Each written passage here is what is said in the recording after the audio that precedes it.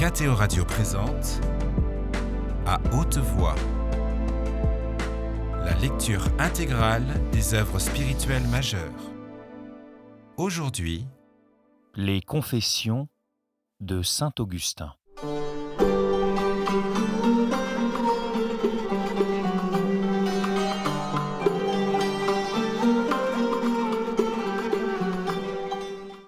Chapitre 29.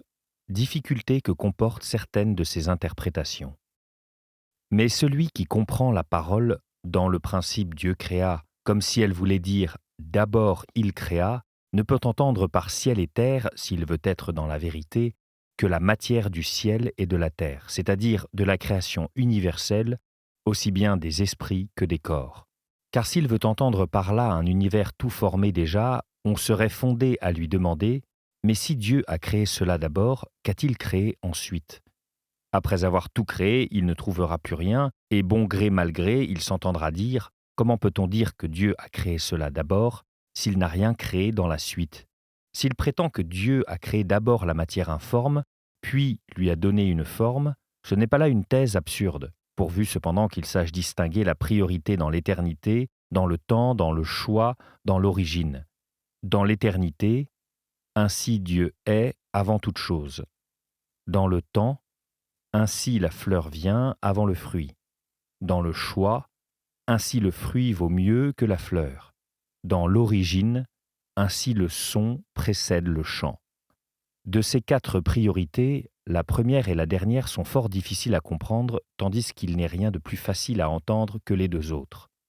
C'est une intuition rare et excessivement malaisée qui nous montre votre éternité créant, tout en demeurant immuable elle-même, les choses muables et ainsi les précédents.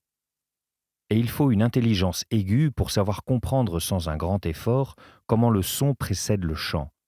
Car le chant est le son organisé, et une chose peut bien exister sans organisation. Mais ce qui n'existe pas ne saurait être organisé.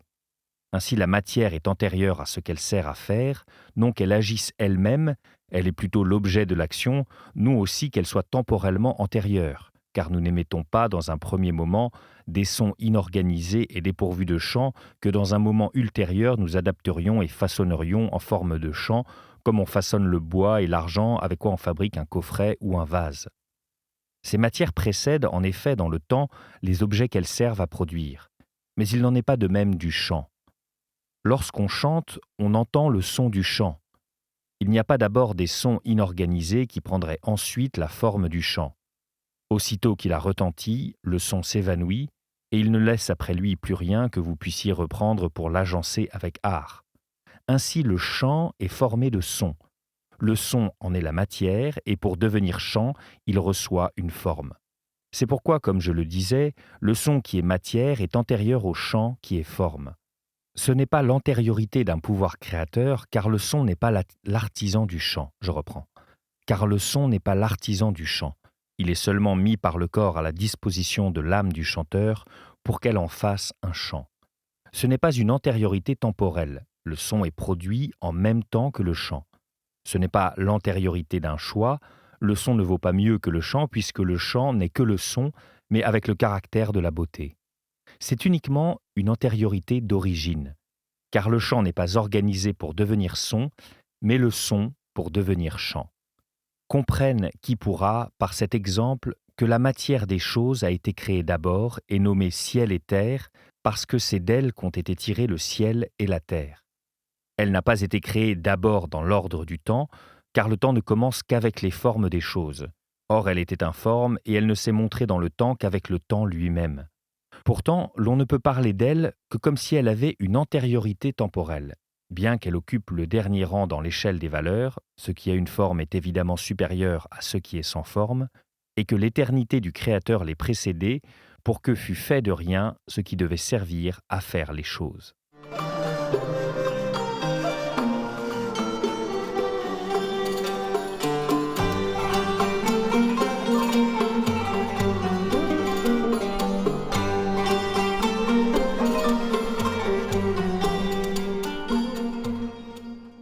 Chapitre 30. Encore l'esprit de charité. Dans cette diversité d'opinions vraies, que la vérité elle-même réalise l'accord, et que notre Dieu ait pitié de nous pour que nous usions légitimement de la loi en l'ordonnant à la charité pure, fin du précepte. Ainsi donc, si l'on me demande quelle est parmi ces opinions celle de Moïse, je ne parlerai pas le langage de mes confessions si je ne vous confessais que je l'ignore. Je sais cependant que ces opinions sont vraies, sauf les interprétations charnelles dont j'ai dit tout ce que je pensais. Ceux qui les admettent sont pourtant de petits enfants de bonne espérance, qui n'ont pas peur des paroles de votre livre, si profondes dans leur humilité, si substantielles dans leur concision. Mais nous tous, qui, je le déclare, distinguons et disons la vérité sur ces paroles, aimons-nous les uns les autres. Et puissions-nous vous aimer pareillement, vous, notre Dieu, source de vérité, si nous avons soif non de vanité, mais de la vérité même. Honorons votre serviteur, le dispensateur de votre écriture, plein de votre esprit, et croyons qu'en écrivant ce que vous lui révéliez, il n'a songé qu'à ce qu'il y a de meilleur dans ces révélations, vérité éclatante et fruits profitables.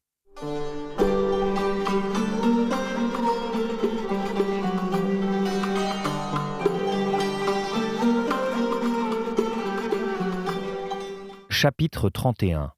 Moïse a conçu toute la richesse de ses paroles.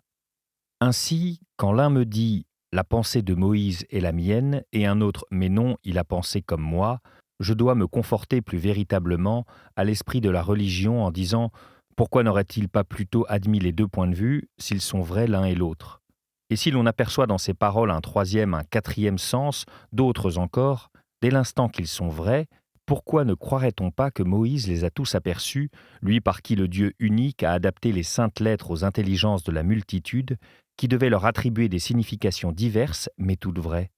Quant à moi, je le dis sans hésiter et du fond du cœur, si, investi de la plus haute autorité, j'avais quelque chose à écrire, je voudrais le faire de sorte à faire entendre par mes paroles ce que chacun aurait pu concevoir de vrai, touchant ces matières, plutôt que de proposer une signification unique assez claire pour exclure toutes les autres, fussent-elles exemptes d'erreurs propres à me choquer. Aussi je ne veux pas, mon Dieu, être assez téméraire pour croire que ce grand homme n'ait pas obtenu de vous cette grâce. Moïse, en rédigeant ces textes, a pensé, conçu toutes les vérités que nous avons pu y trouver, et aussi toutes celles que nous n'avons pas ou pas encore pu y trouver, mais qui peuvent y être trouvées.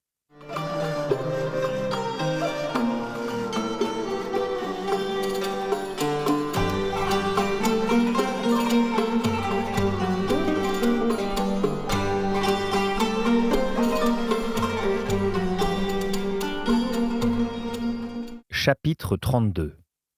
Prière. Enfin, Seigneur, vous qui êtes Dieu et non une créature de chair et de sang, si un homme n'a pas pu tout voir, votre Esprit Saint, qui doit me conduire dans la voie droite, a-t-il pu ignorer quelque chose de ce que vous aviez l'intention de révéler par ces paroles à ceux qui les liraient plus tard, alors même que votre porte-parole n'aurait eu dans l'esprit que l'un de ces nombreux sens véritables? S'il en est ainsi, le sens auquel il a songé était plus excellent que tous les autres. Mais à nous, Seigneur, enseignez-nous ce sens ou tel autre sens véritable qu'il vous plaira. Et soit que vous nous découvriez le même sens qu'à l'homme de Dieu, soit que vous nous en découvriez un autre à l'occasion des mêmes paroles, nourrissez notre esprit vous-même, gardez-nous d'être le jouet de l'erreur. Voilà, Seigneur mon Dieu, que de pages j'ai écrites sur ces quelques paroles, que de pages. À ce compte, mes forces, le temps dont je dispose, suffiront-ils à commenter tous vos livres? Permettez-moi donc d'abréger mes confessions en ce qui les concerne, et d'adopter une seule interprétation, celle dont vous m'aurez fait connaître qu'elle est vraie, certaine et bonne, lors même que d'autres se présenteraient à moi nombreuses quand elles pourront se présenter. Que ma confession soit assez fidèle pour que j'exprime parfaitement bien la pensée de votre interprète, car je me fais un devoir de m'y efforcer, et si je n'y réussis pas, que j'exprime au moins ce que votre vérité a voulu me dire par ces paroles, comme elle a dit aussi à Moïse ce qu'elle a voulu.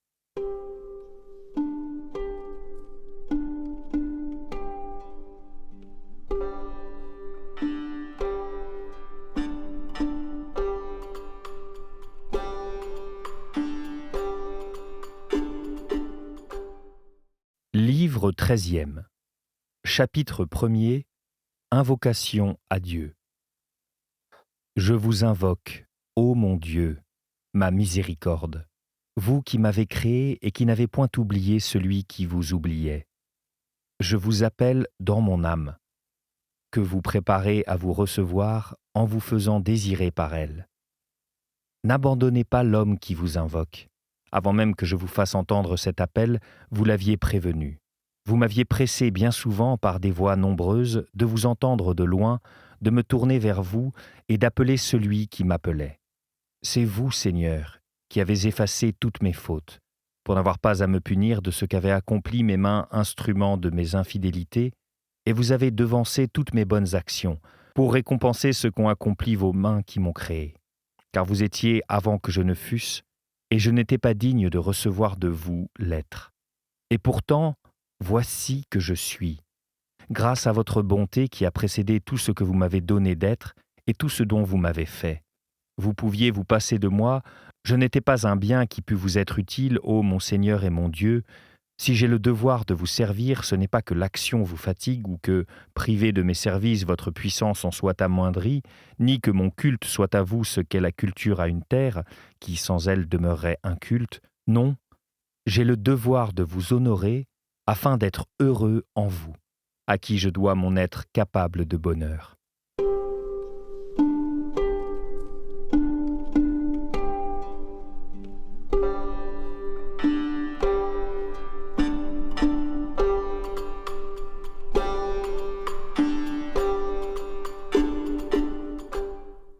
Chapitre 2. Le ciel et la terre sont l'œuvre et la bonté de Dieu. Car c'est par la plénitude de votre bonté que toute créature subsiste, afin qu'un bien, pour vous parfaitement inutile et nullement votre égal, quoiqu'issu de vous, ne fût pourtant pas privé de l'existence puisque vous pouviez la lui donner. En quoi avait-il bien mérité de vous le ciel et la terre que vous avez créés dans le principe?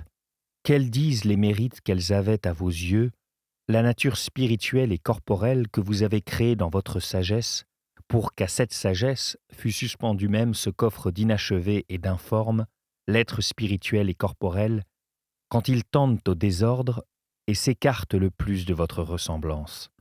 Ce qui est de nature spirituelle, même informe, est encore supérieur à un corps qui a reçu une forme. Un corps sans forme est supérieur au pur néant. Or toutes ces choses seraient demeurées informes sous votre parole si cette même parole ne les avait amenées à votre unité, en leur communiquant la forme et l'excellence qui ont leur source en vous seul, le souverain bien. Mais quel mérite avait-elle à vos yeux pour exister même à l'état informe, elle qui n'aurait même pas existé sans vous? En quoi la matière corporelle avait-elle mérité de vous pour être, même invisible et chaotique?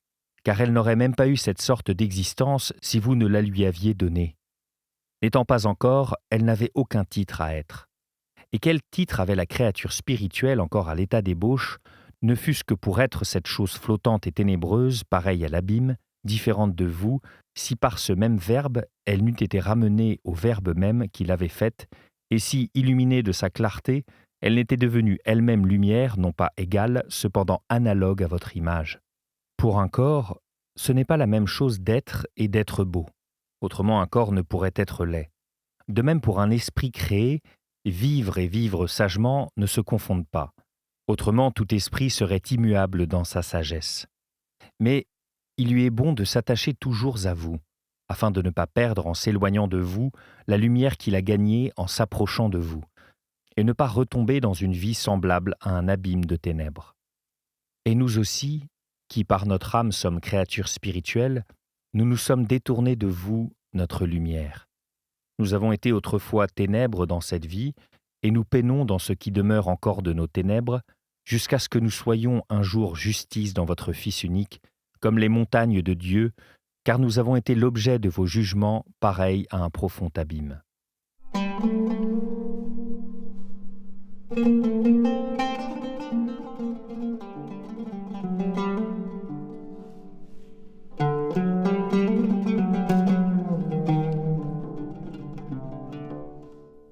Chapitre 3.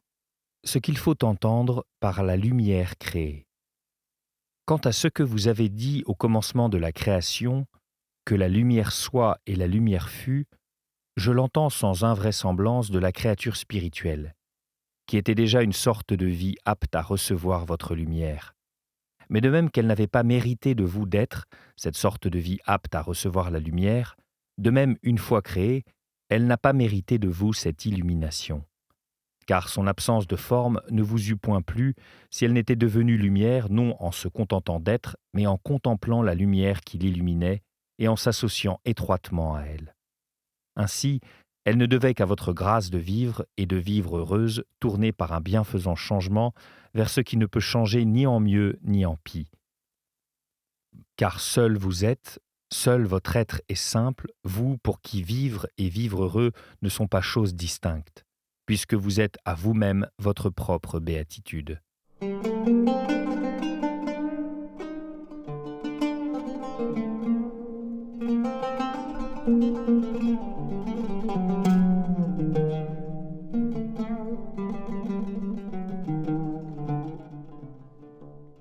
Chapitre 4. La bonté créatrice.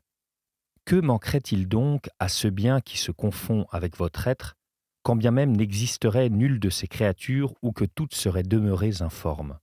Vous les avez créées, non parce que vous aviez besoin d'elles, mais par suite de la plénitude de votre bonté, leur imposant, leur communiquant une forme sans que votre félicité dût en tirer un surcroît. Parfait comme vous l'êtes, vous n'aimez pas leur imperfection. Vous les perfectionnez pour qu'elles vous plaisent, vous n'êtes pas un être imparfait qui aurait besoin pour se parfaire de leur perfection. Votre Saint-Esprit était porté au-dessus des eaux, et non point par elles, comme s'il s'y fût reposé. Ceux en qui l'on dit que l'Esprit Saint repose, c'est en lui qu'il les fait reposer.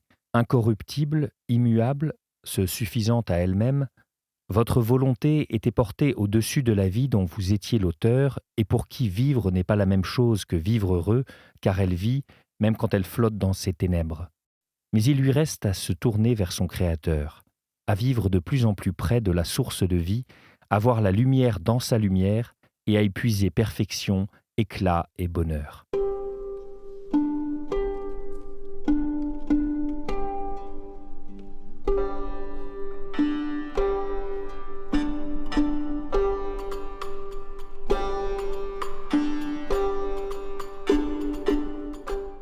Chapitre 5. La Trinité. Mais voici que se montre à moi en énigme la Trinité que vous êtes, mon Dieu, puisque vous, le Père, dans le principe de notre sagesse, qui est votre sagesse, né de vous, égal et coéternel à vous, c'est-à-dire dans votre Fils, vous avez créé le ciel et la terre. J'ai abondamment traité du ciel, de la terre invisible et chaotique, et de l'abîme des ténèbres. J'ai parlé de la nature spirituelle errante et fluide, et qui serait restée telle si elle ne s'était tournée vers celui de qui vient toute vie, afin que par sa lumière elle devînt vivante et belle, et qu'existât le ciel de ce ciel qui fut créé plus tard entre l'eau et l'eau. Déjà, dans le nom de Dieu, je saisissais le Père qui a créé ces choses, et dans le nom de principe, je saisissais le Fils en qui il les a créées. Et comme je croyais à la Trinité de mon Dieu, je la cherchais dans vos saintes paroles. Et j'y voyais que votre esprit était porté au-dessus des eaux. Mais la voilà, votre Trinité, mon Dieu, Père, Fils, Esprit Saint, Créateur de toute créature.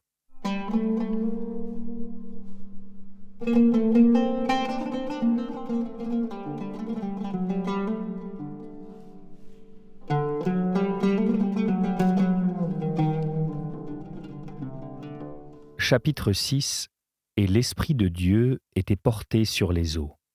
Mais, ô lumière véridique, d'où vient que j'approche de vous mon cœur?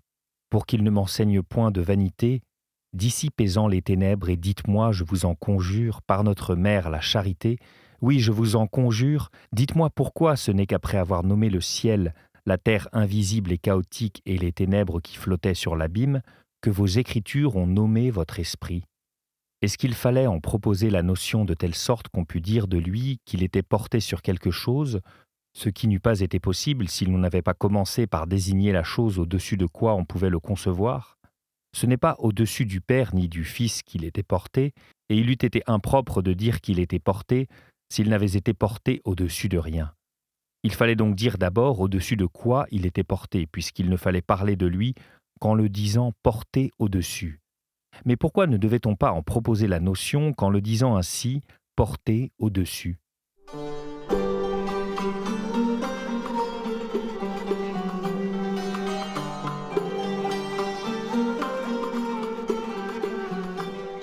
Chapitre 7. Sens allégorique des eaux.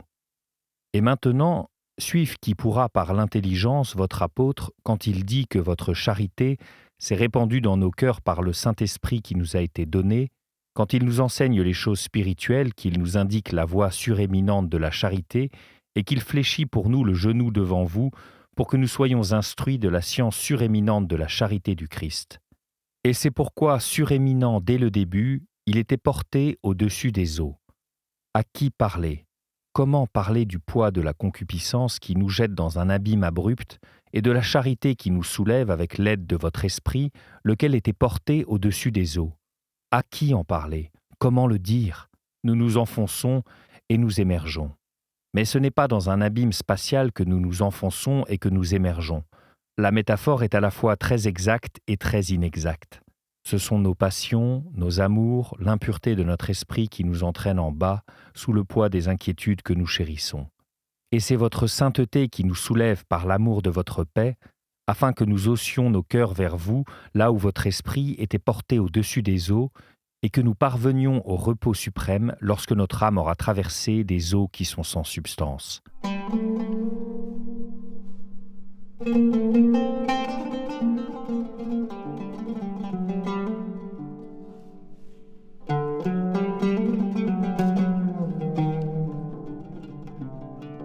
Chapitre 8. Fiat lux. L'ange est tombé. L'âme de l'homme est tombée, montrant par là en quelles profondes ténèbres aurait glissé l'abîme qui comprenait toutes les créatures spirituelles, si vous n'aviez dit dès le commencement que la lumière soit, si la lumière ne s'était faite, si toutes les intelligences de votre cité céleste ne s'étaient rattachées et soumises à vous, si elles ne s'étaient reposées en votre esprit, qui est porté sans changer jamais au-dessus de ce qui change. Autrement, le ciel même du ciel ne serait qu'un abîme de ténèbres, tandis qu'il est maintenant lumière dans le Seigneur. Dans cette lamentable inquiétude des esprits déchus qui, dépouillés du vêtement de votre lumière, ne font voir que leurs ténèbres, vous découvrez assez la grandeur de votre créature raisonnable, puisqu'elle n'a besoin de rien de moins que de vous-même pour trouver le bonheur et le repos, d'où il suit qu'elle ne peut se suffire. Car c'est vous, ô notre Dieu, qui éclairerez nos ténèbres. Vous nous donnez nos vêtements de lumière, et nos ténèbres seront comme le soleil de midi. Donnez-vous à moi, mon Dieu. Rendez-vous à moi, car je vous aime. Si mon amour est trop médiocre, faites que je vous aime avec plus de force. Je ne peux mesurer. Je ne peux savoir ce qui manque à mon amour pour qu'il soit suffisant, pour que ma vie se jette dans vos embrassements, et ne s'en détache point avant de se perdre dans le secret de votre visage. Je ne sais qu'une chose, c'est que je me sens mal partout où vous n'êtes pas, non seulement hors de moi, mais en moi-même, et que toute abondance de bien qui n'est pas mon Dieu n'est pour moi que misère.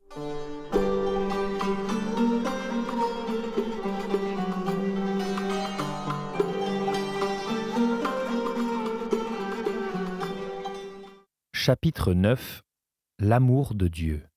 Mais le Père et le Fils n'étaient-ils pas portés également au-dessus des eaux ?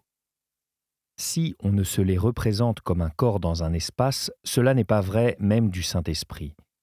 Si on entend par là l'excellence immuable de la divinité au-dessus de tout ce qui est muable, alors le Père, le Fils et le Saint-Esprit étaient portés au-dessus des eaux. Mais pourquoi n'est-il question dans ce texte que de votre esprit ? Pourquoi est-ce à son sujet seulement qu'il est question d'un lieu où il était et qui cependant n'est pas un lieu ? C'est de lui seul aussi qu'il est parlé comme d'un don de Dieu. C'est dans votre don que nous nous reposons, c'est en lui que nous jouissons de vous. Notre repos, c'est notre lieu. Voilà jusqu'où l'amour nous hausse, et votre Esprit Saint exalte notre bassesse loin des portes de la mort. C'est dans la bonne volonté que pour nous réside la paix. Les corps tendent par leur poids vers le lieu qui leur est propre, mais un poids ne tend pas forcément en bas, il tend vers le lieu qui lui est propre. Le feu monte, la pierre tombe. C'est leur poids qui les meut. Ils gagnent le lieu qui leur est propre. L'huile répandue dans l'eau monte au-dessus de l'eau. L'eau répandue sur l'huile descend au-dessous de l'huile. Ils sont entraînés par leur poids et cherchent le lieu qui leur est propre. Les choses qui ne sont pas en leur place s'agitent, mais quand elles ont trouvé leur place, elles restent en repos. Mon poids, c'est mon amour. En quelque endroit que je sois porté, c'est lui qui m'emporte. Votre don nous enflamme et nous enlève. Nous brûlons et nous allons. Nous montons les degrés du cœur et chantons le cantique des degrés. C'est de votre feu bienfaisant que nous brûlons, et nous montons vers la paix de la Jérusalem céleste. Je me suis réjoui d'entendre ces paroles, c'est dans la maison du Seigneur que nous irons. C'est là que nous installera notre bonne volonté, et nous ne désirerons rien de plus que d'y demeurer éternellement. C'était À haute voix, une émission de KTO Radio. Aujourd'hui, les confessions de Saint-Augustin. Lecture, Fitzgerald Berton. Captation et réalisation, Gustave Schlicht et Thibaut Dagalier. Une émission disponible en podcast sur ktoradio.com ou sur l'application KTO Radio.